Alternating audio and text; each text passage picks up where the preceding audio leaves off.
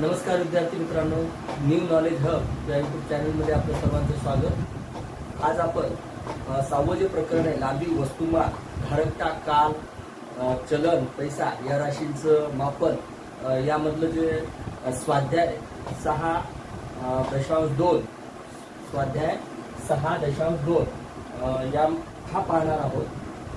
हा आपला 5वी नवोदयीसाठीचा अंकगणिताचा आज 20वा व्हिडिओ असेल। कितवा असेल? 20वा। कारण आपण प्रत्येक मानसिक क्षमता चाचणी, भाषा आणि अंकगणित यासाठी वेगवेगळी व्हिडिओ सुरू केलेली आहे।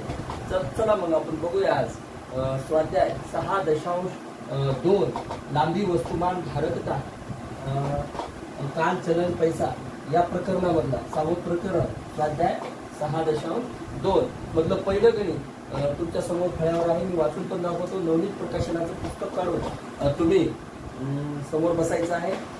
बघा, पहिलं गणित वही पेन घेऊन समोर बसायचं, नवनीत प्रकाशनाचं पुस्तक काढून समोर बसायचं आणि एक एक गणित करून पाहायचे आहे। अगोदर समजून घ्या गणित, अगोदर गणित समजून घेणं महत्वाचं आहे।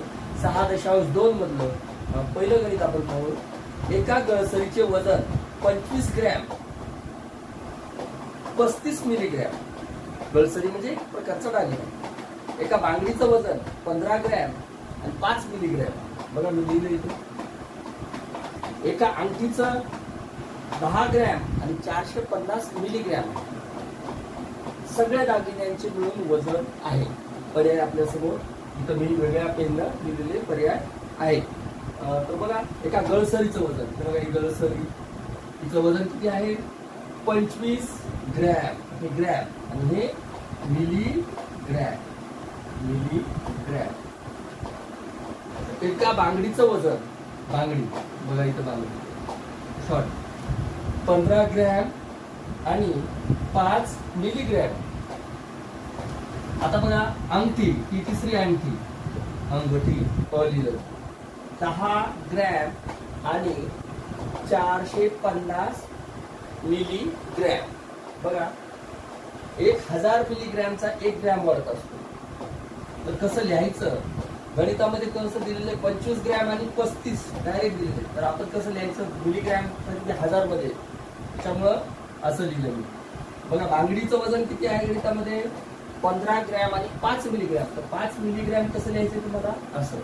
तर ही मांडणी एकदा आली तर गणित तुम्हाला येऊन जातो। या तिन्ही गळसरी, बांगडी आणि अंगठी या तिघांचं मिळून एकूण वजन या पर्यायामध्ये दिलेले आपल्यासमोर पर्याय आहे। सरळ यांची बेरीज करायची, अतिशय सोपा प्रश्न, फक्त ही मांडणी जमणं आवश्यक आहे।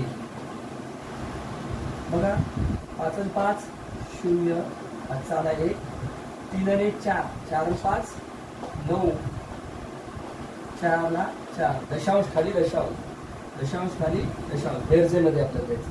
बघा, 5 आणि 5 10 ला 0, 4 ला 1, 2 आणि 3, 4, 5। उत्तर तुमच्या समोर आहे 50 ग्रॅम 490 मिलीग्रॅम। 50 ग्रॅम, 50 फक्त इथंच आहे आणि हे 850 आहे, हे 490 आहे। 49 म्हणजे 490। आपल्याला आपल्या प्रश्नाचं उत्तर मिळालेलं आहे। आता इथं लक्षात घेण्यासाठी बाब ही आहे की इथं 25 ग्रॅम होतं आणि 35 मिलीग्रॅम होतं। 35 36 असं आपण लिहिणार आहे का? 35 36 किंवा 99 ग्रॅम असं लिहितं। 100 ग्रॅम कसं लिहिणार? इथं 100, इथं 1 वाढेल, हा तसं मग इथं 450 आहे, 450 650 950 999 999 नंतर मिलीग्रॅमचा 1 ग्रॅम वाढणार इकडे, म्हणजेच 1000 मिलीग्रॅम बरोबर 1 ग्रॅम, हे इथं लक्षात ठेवायचं आहे। अशा पद्धतीनं त्यानंतरचं गणित आपण पाहूया।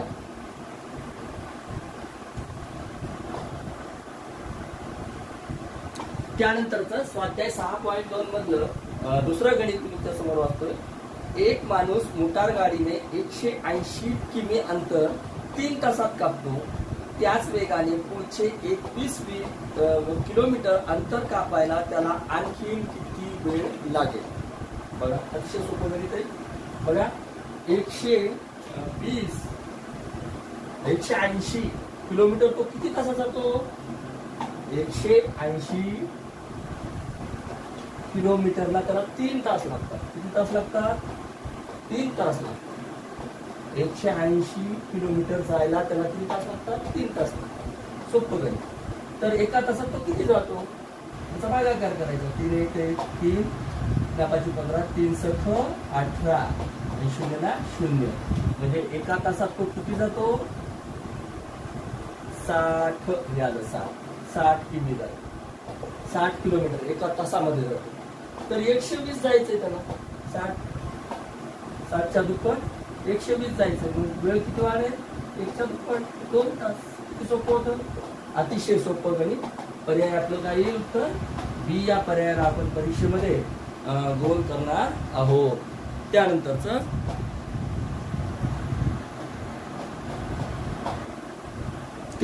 गणित स्वाध्याय 6.3 मधलं 2 मधलं तिसरं गणित पाहूया. एक आगगाडी 8 तासात 480 किलोमीटर जाते. किती जाते? 8 तासामध्ये 480 किलोमीटर. तर 2 तासामध्ये ती किती अंतर जाईल? सोपा प्रश्न होता. बघा, एक गाडी 480 किलोमीटर किती तासात जाते? 8 तासात जाते. मग एका तासाचं येऊन जाईल आपल्याला याचा भागाकार केल्यानंतर. तर 2 तासात किती जाईल विचार? एका तासात काढूया. 480 किलोमीटर जायला तिला किती वेळ लागतो? 8 तास लागतो. यांचा भागाकार करूया. 8 1 8 8 45 8 सख 48 0 ला 0. एका तासात किती जाते? एका तासात 60 किलोमीटर जाते. तर आपल्याला विचारले काय? 2 तासात किती जाईल? याला 2 म्हणून 6 0 0 6 2 12. किती जाईल 2 तासामध्ये? 120. अतिशय सोपं गणित. आपल्याला तर लिहायलाच वेळ लागला जास्त, त्यापेक्षा सोपं गणित. त्यानंतरचा प्रश्न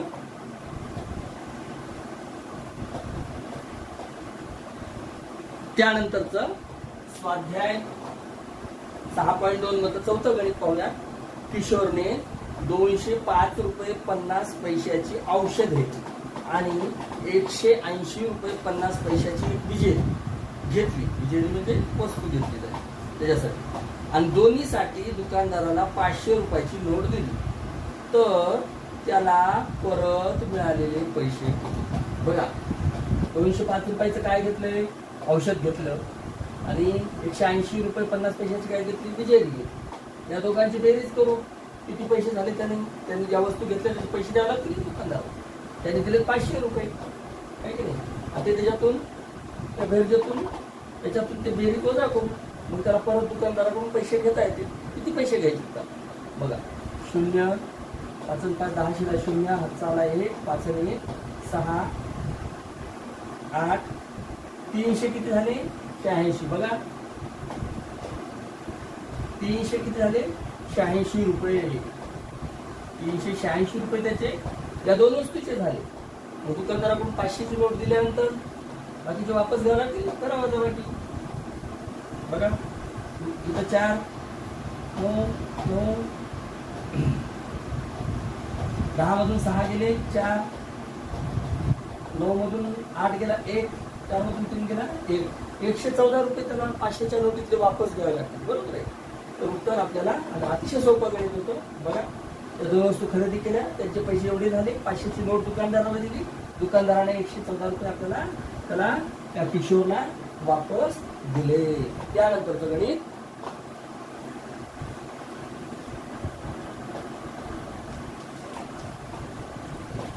त्यानंतरचं गणित पाचवं. 4 मीटर लांबीच्या कापडाचे 25 सेंमी लांबीचे एकूण किती तुकडे होते? बघा, तुकडे आहेत ते सेंटीमीटर मध्ये आहेत आणि कापड जे आहे ते 4 मीटर मध्ये आहे. आपल्याला मग दोन्ही एकके समान याच्यात पाहिजे. करून घेऊया. एक 100 सेंटीमीटरचा 1 मीटर होत असतो. 1 मीटर होत असतो. इथं किती मीटर आहे? 4 मीटर. 4 मीटर बरोबर काय होईल? 4 मीटर बरोबर 400 सेंटीमीटर. 4 मीटर बरोबर 400 सेंटीमीटर. आता 400 सेंटीमीटरचे हे तुकडे किती करायचे, आपल्याला 25 सेमीचा एक तुकडा करायचा आहे, तर किती होतील असे. मग आपल्याला काय करावं लागेल, 400 भागिले 25. का केलं आपण सेंटीमीटर मध्ये का केलं, कारण आपल्याला तुकडे सेंटीमीटर मध्ये करायचे. त्याच्यामध्ये बघा 25 एकम 25 उरले किती, 25 आणि 5 30, 10 40, 15 उरले. आता 150 झाले.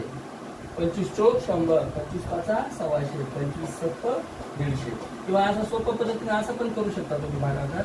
16 आले हे उत्तर. बघा इथं 5 पाचा 25, 5 8 40, बरी किती झाले, हे 0 दिल्यानंतर 80. आता फरक 5 1 5 उरले किती 3, 5 7 30, उत्तर किती आलं, 16 तुकडे काय मिळतील, 25 सेंटीमीटर लांबीचे 16 तुकडे आपल्याला 4 मीटर मध्ये तयार होतील. समजून घ्या आधी. तुम्हाला पुन्हा व्हिडिओ पहा, म्हणजे तुम्हाला कळून जाईल. त्यानंतरचं गणित,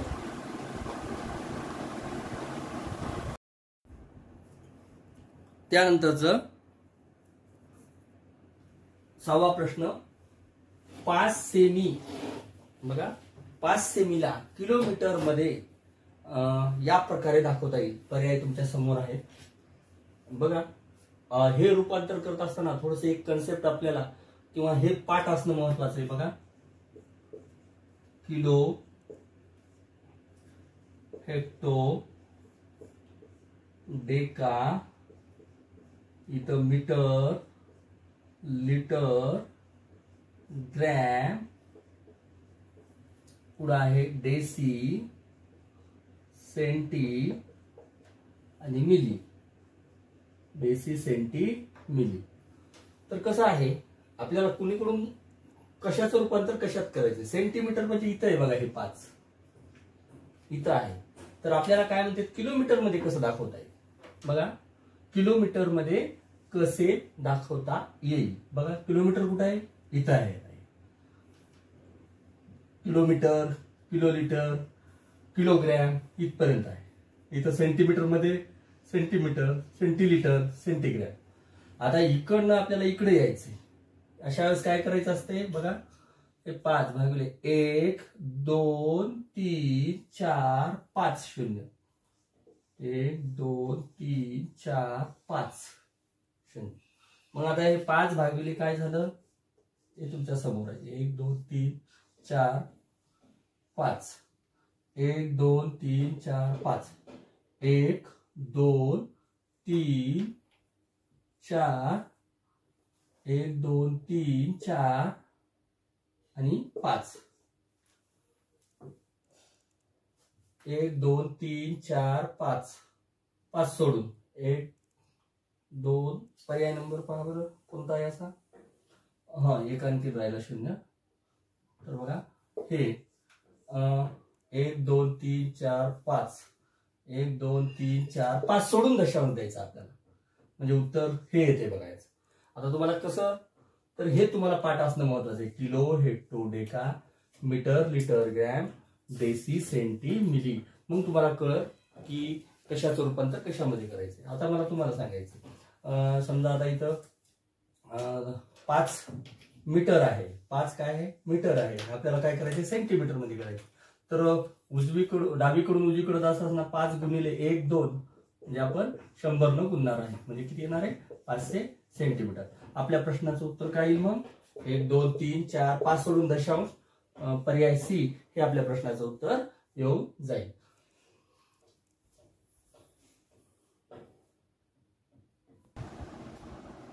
बघा त्यानंतरचा प्रश्न स्वाध्याय 6.2 मधला 7वा प्रश्न मी वाचून दाखवतो तुम्हाला. नवनीत प्रकाशनाच्या पुस्तकातला स्वाध्याय 6.2. एका पाण्याच्या टाकीची क्षमता 750 लिटर आहे. ती 4/15 भरली आहे. ती टाकी पाण्याने पूर्ण भरण्यासाठी तिच्यात किती लिटर पाणी भरावे लागेल. बघा एक टाकी आहे, तिची क्षमता किती आहे, हे बघा ही टाकी पाण्याची, तिच्यात पाणी आहे. तिची पूर्ण क्षमता किती आहे, 750 लिटर. 750 लिटर आहे. सध्या ती भरलेली किती आहे, 4/15. म्हणजे किती लिटर पाणी आहे तिच्यामध्ये? तर बघा सोपं, 750 च्या 4/15. बघा 15 × 15 भागाकार करून घेऊ, गुणाकार करून घेऊ. 15 × 5 = 75, 0 ला 0. 50 × 4, 50 × 4, 5 चोक 20 म्हणजे 200. 200 लिटर सध्या 4/15 भरलेली आहे, म्हणजे किती आहे तिच्यात पाणी? 200 लिटर सध्या पाणी आहे. मग पूर्ण क्षमता किती आहे तिची? 750. पूर्ण भरण्यासाठी आणखी किती पाणी टाकावं लागेल या पर्यायापैकी? बघा 750 लिटरचे आहे पूर्ण टाकी, सध्या भरलेली आहे फक्त 200च. वजाबाकी करू, पर्यायातलं उत्तर येऊन जाईल. इतकं पाणी आणखी बसवलं. 5 मधून 0 गेले 5, 7 मधून 2 गेले 5, म्हणजे आणखी ती टाकी 750 लिटरची असल्यामुळे भरण्या 200 लिटर पाणी आहे. पूर्ण भरण्यासाठी तिच्यामध्ये किती पाणी मावू शकेल असा प्रश्न आहे आपला. तर 550 लिटर पाणी तिच्यामध्ये मावेल, म्हणजे पर्याय प्रश्नाचं उत्तर आपल्याला मिळालं 550 लिटर. पर्याय सी. पहा त्यानंतरचं गणित, प्रश्न क्रमांक 8. एक दुकानदार 12 ला 1 बॉल पेन किंवा 5चे पॅकेट 50 ला विकतो. 23 बॉल पेन घेण्यासाठी किमान किती खर्च येईल? बघा दुकानदार आहे, 23 बॉल पेन घ्यायच्यात आपल्याला. तर एक जर बॉल पेन घेतली तर ती 12 ला मिळणार. एक जर आपण घ्यायला गेलो ना तर ती 12 ला मिळणार. आणि एकदाच आपण 5 घेतल्या तर ते केवढ्याला मिळणार आहे? 50 रुपयाला 5. तर बघा बॉल पेन किती आहेत? 23. 5चे पाकिटं घेता येतील आपल्याला. बघूया किती पाकिटं घेता येतात. 5 भाग देऊ त्याला. 5 चोक 20 म्हणजे 4 पाकिटं घेता येतील आपल्याला. कितीचे? 5चे आहे की नाही? 4 पाकिटं घेता येतील. आणि उरल्या किती मग? 5 चोक 20, 3 पेन आपल्याला सुट्या घ्याव्या लागतील, वेगवेगळ्या घ्याव्या लागतील आहे की नाही? किती पाकिटं घ्यायची आपल्याला? 4 पाकिटं घेतली आपण. केवढ्याला एक पाकिट आहे? 50 रुपयाला. बघा याचा गुणाकार केला, 5 चोक 20, 200 रुपये झाले. कारण बघा आपल्याला पाकिटं किती येतील? 4 पाकिटं घेता येतील ठीक नाही? 5चं एक पाकिट आहे तर किती? 200 रुपये लागतील. आता राहिल्या हे किती पेन झाल्या? 20 पेन झाल्या. आता आपल्याला 3 पेन घ्यायच्यात आणखी. तर एक पेन घ्यायचे असल्यावर किती पैसे लागतात? 12 रुपये एका पेनला. तर 3 पेन तर सुट्ट्या घ्याव्या लागतील. 3 पेन 12 रुपये किती झाले? 36 रुपये. 200 आणि 36 यांची बेरीज आहे की नाही? तरी आपल्याला विचारलंय काय त्यांनी? किमान किती खर्च येईल? तर 236 रुपये किमान खर्च येईल. आहे का प्रश्न? आहे. पर्याय ए हे आपल्या प्रश्नाचं उत्तर असणार आहे.